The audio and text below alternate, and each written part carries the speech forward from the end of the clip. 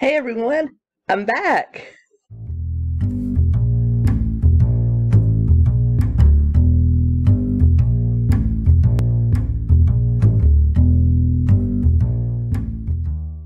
That was wild. First of all, I want to let everyone know that yes, the channel is back. You are watching. If you are watching it on my original channel, you're where I'm going to be. If you're watching it on the new channel I created just as a backup, I'm going to put the link to my original channel right up there. And first of all, I would love to give a shout out to everyone that helped me. Not only YouTube support, which I'm going to talk about, YouTube partner support, but also some other social media influencers as well as YouTubers that were helping me get the word out to those that I couldn't reach via email. I could only reach my patrons by email, so I wasn't sure if any of you were getting the message. So I just wanted to give a shout out to 𝗵𝗏𝗁 with the Atheist Experience, Seth Andrews at the Thinking Atheist, JB Gunner on all his many channels. He's been on YouTube a long time. He gave me a shout out that brought a lot of people back to the fold. The Atheist Experience, Jim. Excuse me. The Atheist Edge. Excuse me. I'm so sorry, Jim. I'm just excited. Thank you, Jim. Thank you to your entire team. Foxy Mess, Mr. Obvious, everyone that shouted out my channel either via other social media or via YouTube. Thank you so much. A lot of creators came together to support me from the atheist community, from the commentary community, and from the true crime community to help me. And so you will notice some new changes. I've left a lot of my old keto videos private, but I have brought back all of my true crime and all of the informational keto videos I used to do. I left a lot of the recipe videos private because no one watched them anyway. But anyway, let me tell you what happened. I uploaded a video that's kind of part one to this, letting you know exactly what happened. I'll link that up here as well. But so 5 days, I was without my channel. I was desperately moving videos from my 𝗪𝗏𝗄 account, which is linked on my channel homepage.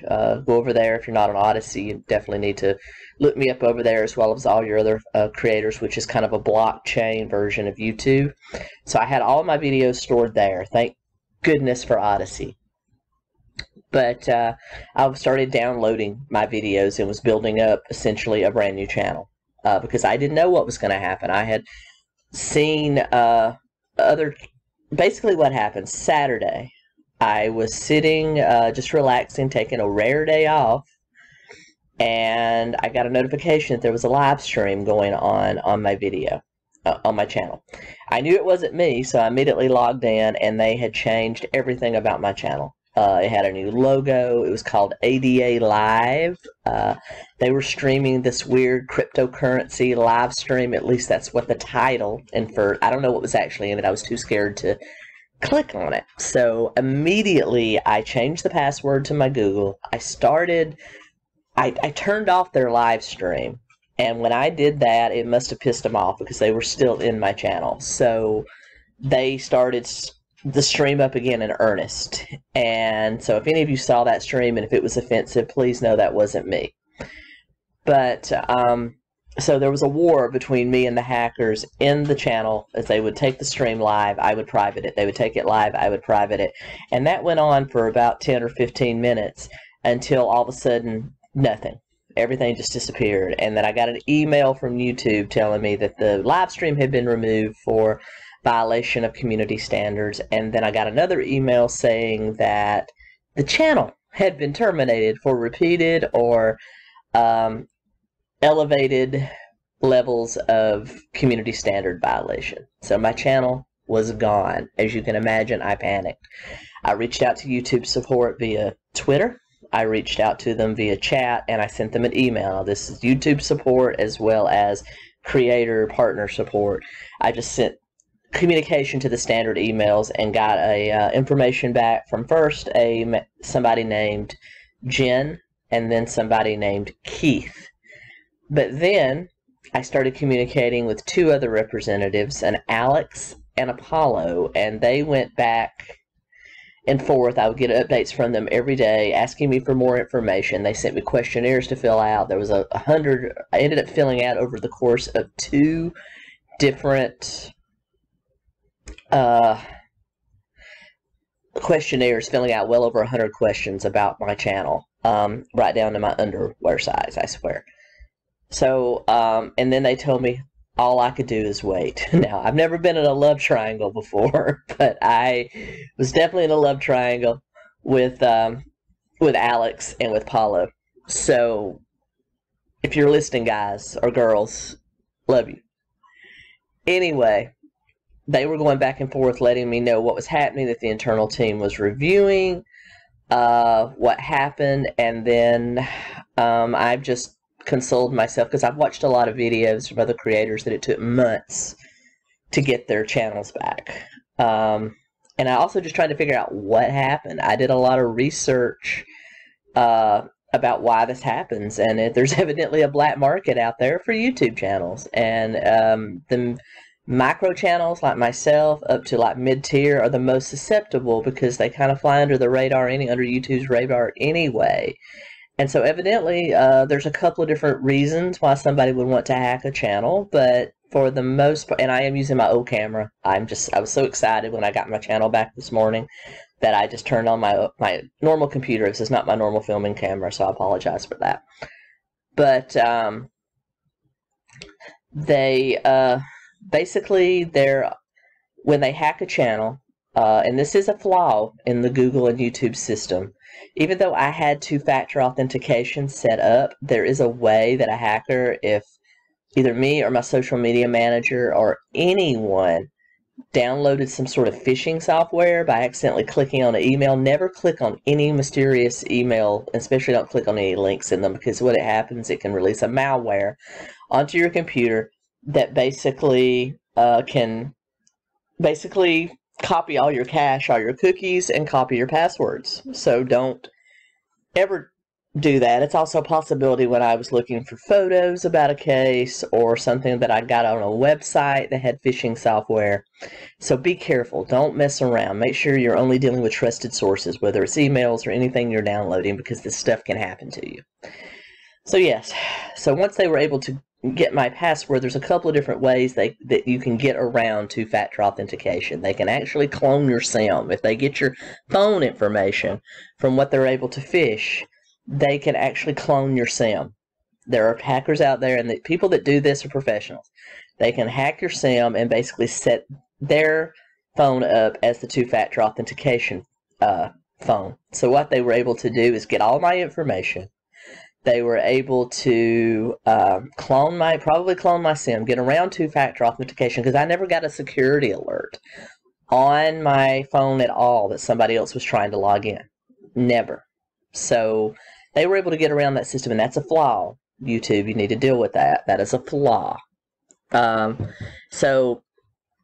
they were able to transfer ownership of my branded channel, the one you're watching, to another email address. And again, that's a flaw in the YouTube system. It should not be that easy. There should be a 3, 4, 5-factor firewall you have to get around to transfer ownership of a channel.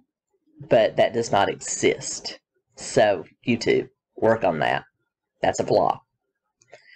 So they were able to transfer ownership of my channel and essentially take it over. And the reason that they do that is for several reasons. One, they did what they did to me, which was run scam cryptocurrency live streams where they're attempting to basically get other people to download spyware that can steal the login information to your Coinbase or your crypto wallet to steal your any crypto you may have out there, and get money that way.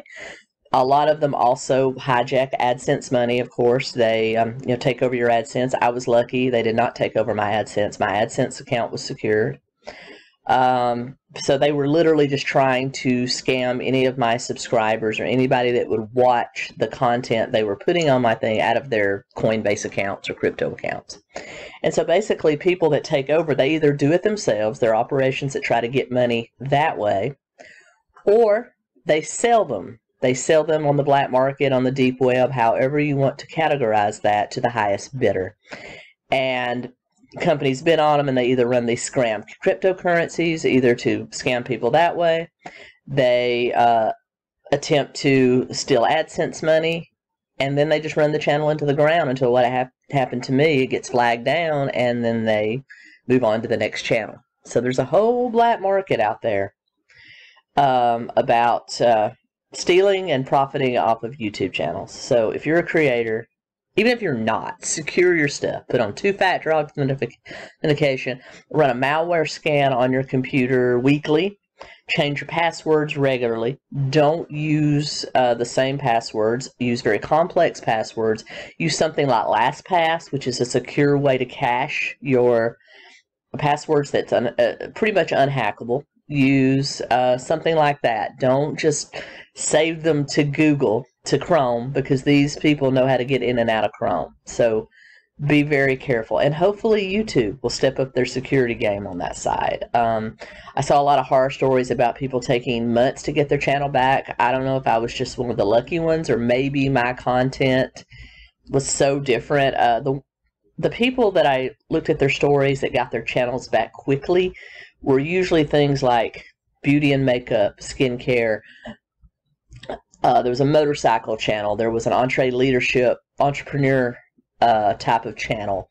My channel is true crime and history. So I think the more different that your content is from like crypto or any of the other weird stuff that these people stream when they take over a channel, that you get your channel back faster that way, because it's like you're here and then they put something here that's so different from your normal content that it's easy for them to see you were hacked. Whereas, you know, I've seen other ones like 𝗏𝗏. He was one of the most famous, a gaming channel.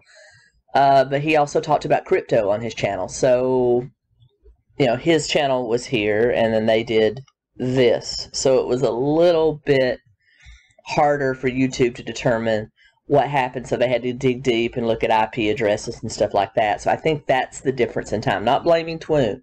I actually emailed 𝗏𝗏 about what happened. His videos were very helpful to me about how to deal with this. So not knocking anybody for doing crypto or anything like that. Not, if you're legitimate in that, that's great. Not knocking that, but I'm just saying, just because of the difference in the content, I think I was lucky that I got my channel back, and I am going to be even more paranoid about security going forward. I will be changing my passwords probably once a month, even though that is just insane, but I will, because I'm going to be paranoid. I'm going to be paranoid. I'm probably going to be checking both my channels, because I'm going to keep my backup channel as well. Going to be checking both my channels regularly to make sure they haven't been hijacked again. And yeah, but I'm back. Give me a few days to get a new, fresh, brand new video uploaded. I'm still going to read the last 3 of the 𝗙𝗍𝗹𝗏 novels. I'll get those out probably by the weekend. In the meantime, I'm going to be uploading a Keto and Crime classic either later today or tomorrow for you. One of my lesser known videos, kind of recut and revamped like I've been doing. And I'm back. Thanks everyone for your help. And yeah. Thank you. Thank you. Thank you. And to everyone that helped. Let me know how I can repay you. And with that being said, Keto and Crime out.